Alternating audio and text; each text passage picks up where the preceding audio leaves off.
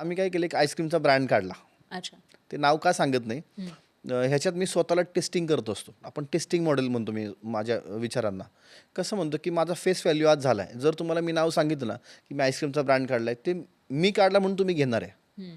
त्याच्यापेक्षा माझी आयडिया चालते का फेस चालतो, अच्छा. हे तुम्ही बघणार आहात. हे बघणार आहोत. नाही पाहिलं, टेस्टिंग केलं, तर आम्ही त्या जे मॉडेल उभं केलं आईस्क्रीमचं, त्यात कुठली फ्रँचायझी कॉस्ट नाही, कुठली रॉयल्टी नाही. आणि जे शॉप टाकण्यासाठी मोठे ब्रँड 45 लाख रुपये घेतात, 40 लाख रुपये घेतात, 30 लाख रुपये घेतात. आम्ही फक्त ते 3.5 ते 4.5 लाखामध्ये बसवलं मॉडेल. अच्छा. पाम ऑइल फ्रीवालं मॉडेल बसवलं. आणि त्याची फ्रँचायझी आम्ही एका महिन्यात 22 फ्रँचायझी क्लोज केल्यात. त्याचेसुद्धा आमचे लीड्स 750 प्लस आहेत. अच्छा. म्हणजे लक्षात आलं, की माझं कुठेही फेस नाही, कुठेही काही नाही, तर मार्केटला आयडिया चालली आमची. मग या स्ट्रॅटेजीज तुम्ही कशा वापरता? कारण एकतर आयडिया येणं ही एक वेगळी गोष्ट, पण त्याची अंमलबजावणी करणं ही वेगळी गोष्ट आहे. वेगळी म्हणा. तर मग तुम्ही कशा पद्धतीनं या सगळ्या गोष्टी तिथपर्यंत नेता?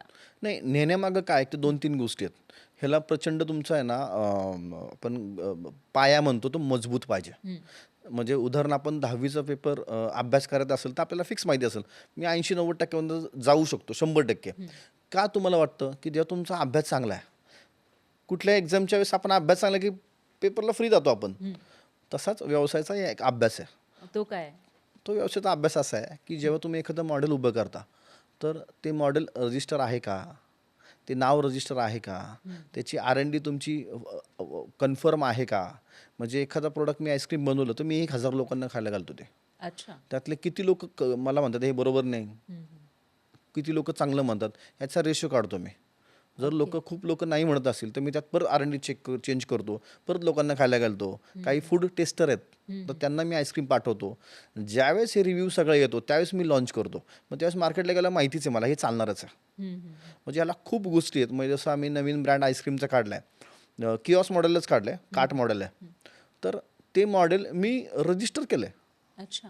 म्हणजे जसं आपण एखाद्या कंपनीची बॉटल बघतो, एक सोड्याची कंपनी मोठी, तर त्या कंपनीचा जो शेप आहे बॉटलचा, तो रजिस्टर आहे. अच्छा. तसा शेपची बॉटल कोण काढू शकत नाही. तसंच मी आता आईस्क्रीमचा जो ब्रँड काढला आहे, जो शेप मी कार्टला घेतला आहे, ते कोणीच घेऊ शकत नाही, कोणी कॉपी करू शकत नाही. त्याचं ब्रँड नेम कॉपी आहे, त्याचा कलर कॉपी आहे. जी आपण आयडियासुद्धा जी आपण डेव्हलप केलेली आहे, तीसुद्धा आपण कॉपी करू शकतो, रजिस्टर करू शकतो. हे बरेचशा लोकांना माहितीच नसतं. म्हणजे हा ब्रँड लॉन्चिंगच्या आधी मी 20 लाख रुपये खर्च केला आहे. अच्छा. म्हणजे याचा अर्थ एखादा फूड ब्रँड काढायचा असेल तर त्याच्यासाठी सुद्धा एवढा खर्च येतो रजिस्ट्रेशनसाठी? नाही, येतोच ना. लक्षात ठेवा, खूप सारे ब्रँड आहेत. ते आधी काय करतात, आपली मानसिकता कशी असते, मला आवडलं म्हणून नाव दिलं, मला आवडलं म्हणून नाव दिलं, चालतं का नाही बघू, आणि मग आपण ह्या गोष्टीकडे जाऊ. मग आपण काय ठेवतो, जनरल नाव, आपण हॉटेलची नावं ठेवतो. ही बेसिक नावं आहेत, जगदंब, जय भवानी, ही जी नावं ठेवतो आपण सगळी. पण ठेवल्यानंतर लक्षात आलं हे नाव रजिस्टर होत नाही.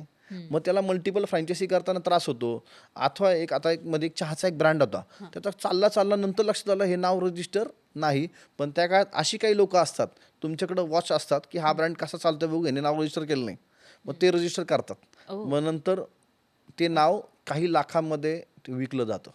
त्यामुळं व्यवसाय करायच्या आधी आपण एक सर्च रिपोर्ट काढला पाहिजे, की हे नाव अवेलेबल गव्हर्नमेंटकडं आहे का. जर असेल तो त्याचा ट्रेडमार्क TMR घेऊनच तुम्ही तो ब्रँड उभा केला पाहिजे. म्हणून ब्रँडला भीती नाही आहे. माझ्या नावावर 39 ब्रँड रजिस्टर आहेत.